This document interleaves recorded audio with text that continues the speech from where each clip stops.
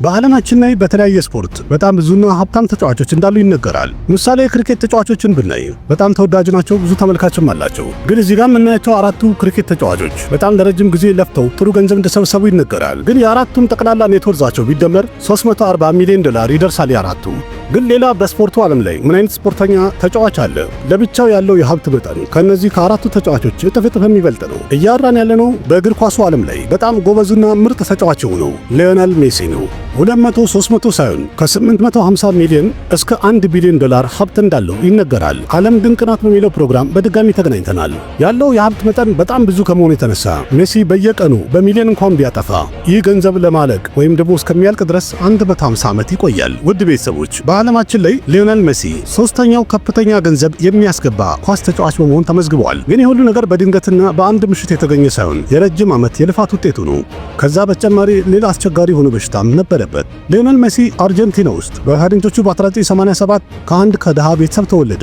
አባቱ የብረታ ብረት ሰራተኛ ሲሆን እናቱ ደግሞ ጽዳት ሰራተኛ ነበረች። ባልና ሚስት እንግዲህ ባላቸው ፊልድ ስራቸውን እየሰሩ ተፍ እያሉ ቤተሰባቸውን እያስተዳደሩ እየኖሩ ነበር። ግን ትንሹ ልጃቸው ሊዮኔል ሜሲ ገና ከልጅነቱ ኳስ መጫወት በጣም ይወድ ነበር። እስከ 11 ዓመቱ ድረስ ከሌላ ልጆች አኳያ ሲታይ ሜሲ እጅግ በጣም አስደናቂ ብቃት ያለው ምርጥ ጨዋታውን ያሳይ ነበር። ግን በመሃል አንድ አደገኛ የሆነ በሽታ ሊይዘው ቻለ።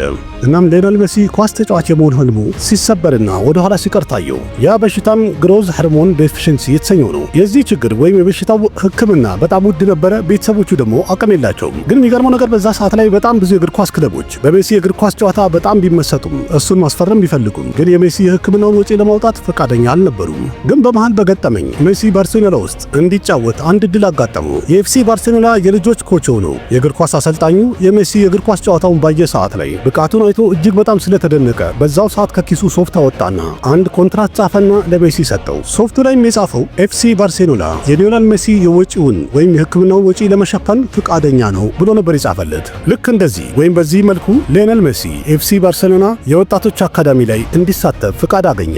በዛው ቀጥለው ሜሲን በ2004 እና በ2005 ፈረንጆቹ ባርሴሎናን ወክሎ ለመጫወትና ሜዳ ላይ ብቃቱን ለማሳየት እድል አገኘ። በሰዓቱ ሜሲ ያደረገው ጨዋታ እጅግ በጣም አስደናቂ ነበረ። በዚህ መልኩ ሲዝኑም እየቀጠለ ሄደ። ሜሲ ራሱ ያስቀመጠውን ሪከርድ ራሱ እየሰበረ ቀጠለ። በፈረንጆቹ በ2012 ሜሲ በጣም ብዙ ጎል ያገባ ኦል ታይም ወርልድ ሪከርድ ተብሎ የተመዘገበውን ሁሉ ሰብሮ በመሄድ የራሱን ሪከርድ ማስቀመጥ ቻለ። በዛ ሰዓትም በመላ ዓለም ላይ ሄድላይን መሆን ቻለ። ዜናውን በጣም በኃይለኛው ስለተሰማ ለሜሲ አንድ የራሻ ቡድን ጥያቄ ያቀረበለት። የጠየቁትም $25 ሚሊዮን በየዓመቱ ሊከፍሉት ፈቃደኛ ሆኖ ነው የጠየቁት። ግን ሜሲ ይህን ጥያቄያቸውን ውድቅ አደረገና ከባርሴሎና ጋር እንደሚጸናና እንደሚቆይ አረጋገጠ። በዚህ ሰዓት ላይ ሊዮኔል ሜሲ በዓለማችን ላይ በጣም ተፈላጊውና ምርጡ ተጫዋች ሆኖ ነበር። ከዛም ቀጥለው ከባርሴሎና $33 ሚሊዮን በየዓመቱ እየተከፈለው ደሞዝተኛ ሆኖ ቀጠለ። ከዛ በተጨማሪ አዲዳስም ከሜሲ ጋር ላይፍ ታይም ኢንዶርስመንት ወይም ዕድሜ ልክ ማስታወቂያ እንዲሰራላቸው ኮንትራት አስፈረሙት። ይህም ማለት ሜሲ በዚህ ማስታወቂያ ብቻ በእያንዳንዱ ዓመት $12 ሚሊዮን ይከፍለዋል አዲዳስ። ከአዲዳስ በተጨማሪ ሌዝ፣ ፔፕሲ፣ ታታ ሞተርስ፣ ሁዋዊ እና ማስተር ካርድ የመሰሉ መልቲናሽናል የሆኑ ካምፓኒዎቹ አምባሳደራቸው ስላደረጉት ለሜሲ የገንዘብ ማዕት አዘነቡለት። የዛሬ 5 ዓመት እንኳን ፎርቢስ እንደዘገበው ከሆነ ሊዮኔል ሜሲ በየዓመቱ በተለያየ መንገድ የገቢ ምንጩ $111 ሚሊዮን አካባቢ ያስገባል ብሎ ዘግቦ ነበር። አሁን እስቲ ይህን ያህል ካስገባ ደግሞ ሜሲ ምን ያህል ያወጣል የሚለው እኔ ይህን ያህል ገንዘብ እንግዲህ የሚያስገባ ሰው 1-2 መኪና እንኳን አይኖረው። የሜሲ የመኪናው ገራጅ ውስጥ 1-2 መኪና ሳይሆን ሙሉ 13 መኪና ነው ያለው። ሁሉም መኪኖች አንድ ላይ ቢደመሩ ቁጥሩ ከግምት በላይ ነው።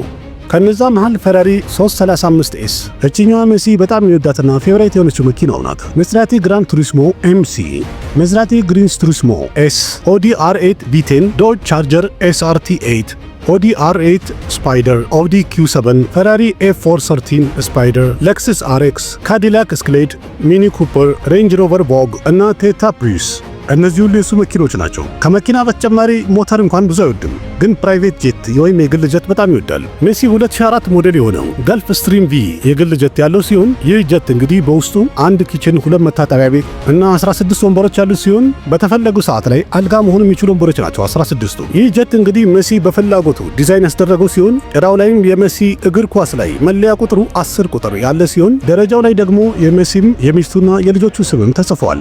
ይሄ የግል ጀት ዋጋው $15 ሚሊዮን ነበረ በዛ ሰዓት ላይ። ከመኪናና ከግል ጀት በተጨማሪ ስለ ንብረት ወይም ስለ መሬት ካየን ደግሞ ሜሲ ከሁሉም የበለጠ አለው እንኳን የሚባል አይደለም፣ ግን ከማንም ያነሰ አይደለም። ሊዮኔል ሜሲ በጣም ሀብታም ከመሆኑ የተነሳ በፈለገ ሰዓት ላይ የፈለገበት ቦታ ላይ የተለያዩ ቪላዎችንና ህንጻዎችን መግዛት ይችላል። ግን በአሁኑ ሰዓት ላይ ሜሲ ሁለት ቤት ያለው ሲሆን አንደኛው ካስቴል ደ ፈልስ የተባለው ከተማ ውስጥ ሲሆን በመስኮቱ በኩልም በጣም የሚያምር የተራራ ቪው ያለው ሲሆን በዚህ ቤት ውስጥ ሜሲ ጂም፣ ስፓና ቲያትርን ጨምሮ አንድ ራሱን የቻለ የእግር ኳስ ሜዳም አለው። እዚህ የእግር ኳስ ሜዳ ላይ ሜሲ በፈለገ ሰዓት ላይ ተነስቶ የእግር ኳስ ልምምዱን ማድረግ የሚችልበት ነው።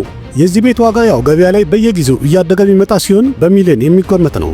የሜሲ ሌላኛው ሁለተኛው ቤቱ በጣም ስታይሊሽ የሆነ እና ለየት ያለ ነው።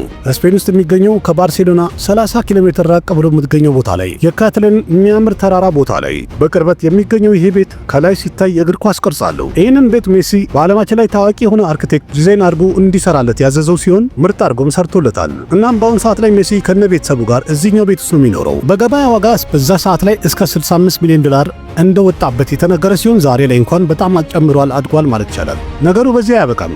ቻይና ውስጥም ሜሲ በስሙ አንድ ፓርክ እየተሰራ ያለ ሲሆን ይህ አሚዝመንት ፓርክም ዘሜሲ ኤክስፒሪየንስ ፓርክ ይሆናል ተብሏል። እስካሁን ተመርቆ ይሆን እንዴ አላወኩም። ፓርኩ 42,000 ሄክታር ስኩዌር ላይ ያረፈ እንደሆነ የተነገረ ሲሆን ላውንች ከተመረቀ በኋላ የዓለማችን በጣም ትልቁና አስገራሚው የእግር ኳስ ፓርክ ይሆናል ተብሎ ተነግሯል። ይህንን ፓርክ ለመገንባት $200 ሚሊዮን እንደወጣበት ተነግሯል። ራሱ ላይ የተለያዩ ገንዘቦችን ከማጥፋት በተጨማሪ ሊዮኔል ሜሲ በእርዳታም ከማንም ያነሰ አይደለም። ሊዮ ሜሲ ፋውንዴሽን የተባለ የእርዳታ ድርጅት ያለው ሲሆን በመላ ዓለም ላይም የተቸገሩ ሰዎችን የመርዳት ስራ ነው የሚሰራው ፋውንዴሽኑ። እናንተስ ምን ትላላችሁ? ሌላ ተጨማሪ መረጃ ካላችሁ በኮሜንት አጫውቱኝ። እናንተስ ይህን ያህል ገንዘብ ቢኖራችሁ የት ታጠፉት ነበር? በምን ታጠፉት ነበር? ያላችሁን ሐሳብ አስተያየት በኮሜንት ግለጹልኝ። ቪዲዮን ላይክ አድርጉ። ያላችሁን ሐሳብ አስተያየት በኮሜንት ግለጹ። ለጓደኞቻችሁም ሼር አድርጉ። ልክ እንደዚህ አስደናቂ የሆኑ ቪዲዮዎችን ይዤላችሁ ከሰታለሁኝ። ዓለም ድንቅ ናት የተሰኘውን ቻናል ደገፍ አድርጉኝ። አቅራቢያችሁ ቃሲም መካ ነበርኩኝ። በሌላ ቪዲዮ በድጋሚ እስከምንገናኝ ደህና ሁኑ። ባባይ